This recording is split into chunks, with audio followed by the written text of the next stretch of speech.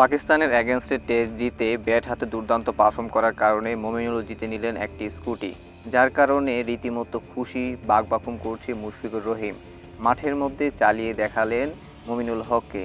মাঠ শেষে অর্থাৎ খেলা শেষে তামিম ইকবালের সাথে আলোচনায় মমিনুল হক। কারণ হচ্ছে যে এমন খুদির স্বপ্নে লাস্ট কবে দেখেছেন, হয়তোবা দেখেননি বিগত বছর ধরেই। তামিম ইকবাল আসলেন, ক্রিকেটের নতুন নতুন ধারা পরিবর্তন করলেন। ব্যাট হাতে পারফর্ম করার কারণে মমিনুল হককে তুলে দিলেন একটা স্কুটি, যার কারণে মমিনুল হক এবং মুশফিকুর রহিম দুর্দান্তভাবে চলাচ্ছে স্কুটিটি, যা বাংলাদেশ ক্রিকেটের নতুন বিপ্লব বয়ে আনছে। তামিম ইকবালকে আপনি ঘৃণা করতেই পারেন, কিন্তু তামিম ইকবালের বিসিবি পদে আসার পর থেকে একের পর এক চমক দেখাচ্ছে। পাকিস্তানের অ্যাগেনস্টে টেস্টের মধ্যে মমিনুল হকের এই স্কুটিটা নিয়ে রীতিমতো হট্টগোল শুরু হয়ে গেছে। মুশফিকুর রহিম যেন নিজের মন খুশিতে বাকবাকুম করছে। যাই হোক, দিন শেষে ক্রিকেটটিই জয় হলো।